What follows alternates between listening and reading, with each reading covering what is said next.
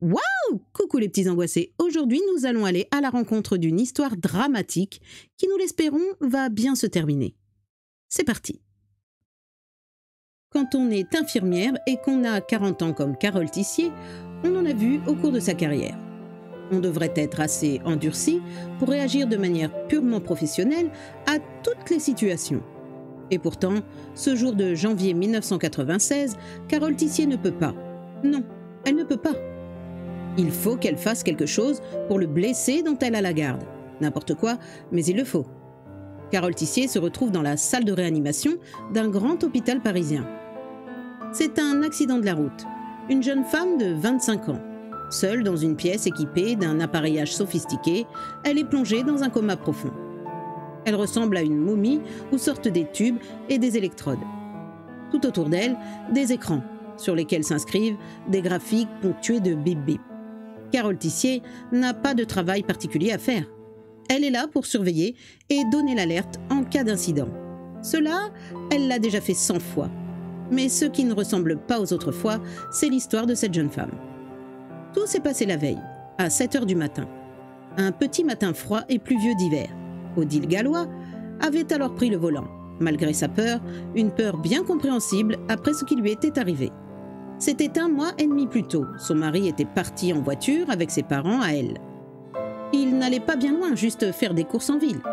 Elle était restée pour garder le bébé. Et puis, un coup de sonnette. Les policiers sur le pas de la porte. « Madame Gallois, il faut venir tout de suite, c'est très grave. » Morts. Ils étaient morts tous les 3. Son mari et ses parents. À 25 ans, elle était veuve et orpheline. Avec son fils de 18 mois, Alexandre. Et c'est justement à cause de lui, pour le conduire chez sa nourrice, qu'Odile Gallois a pris sa voiture. Sur ce trajet, il n'y avait pas moyen de faire autrement, pas de transport en commun. C'est juste après l'avoir déposé que s'est produit le drame.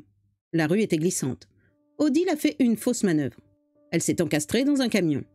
Il a fallu employer le chalumeau pour la désincarcérer. Mais pour Carole Tissier, ce n'est pas le pire. Tout cela pourrait s'appeler une destinée tragique, la fatalité. Non, le pire, c'est ce qu'a dit le médecin en examinant la blessée. Aucun centre n'est atteint gravement. Si je pouvais l'opérer, j'aurais toutes les chances de succès. Mais son coma est trop profond. Elle ne lutte pas, elle se laisse mourir. Évidemment, vu ce qui lui est arrivé, on peut comprendre. Alors, Carole Tissier se révolte. Si l'état de la femme était dû uniquement à des causes neurologiques, physiques, il n'y aurait rien à faire. Mais dans son cas, il entre en composante psychologique. On peut l'aider.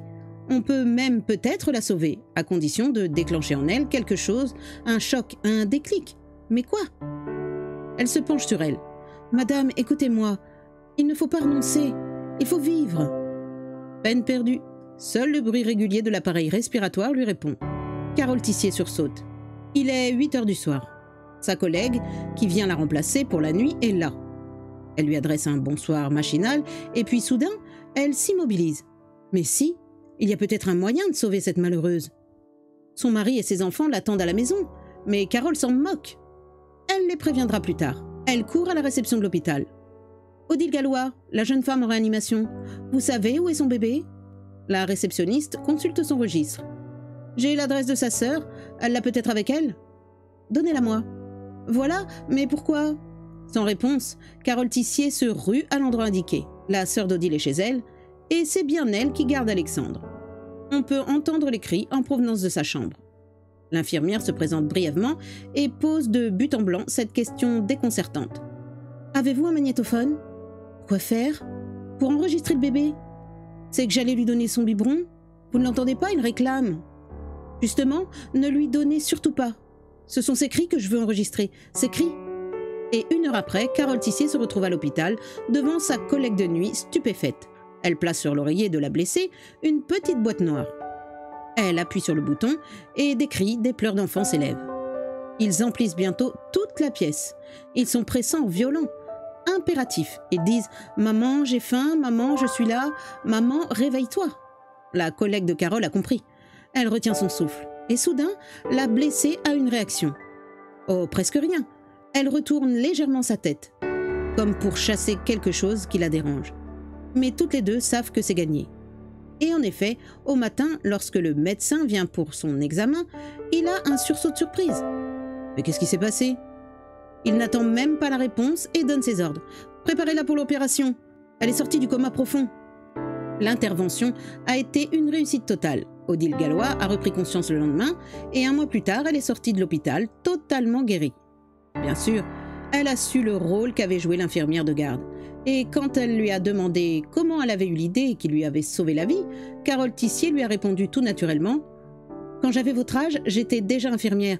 J'avais des journées dures, mais la nuit, je devais donner le biberon à mon bébé. Et j'avais beau dormir profondément, quand il réclamait, je me réveillais toujours. Je me suis dit que ce serait pareil pour vous. Quand votre enfant vous a dit « Maman, réveille-toi », on ne peut pas faire autrement. » Voilà, c'est la fin de cette histoire. Elle se termine très bien et nous prouve que l'instinct maternel est vraiment très puissant.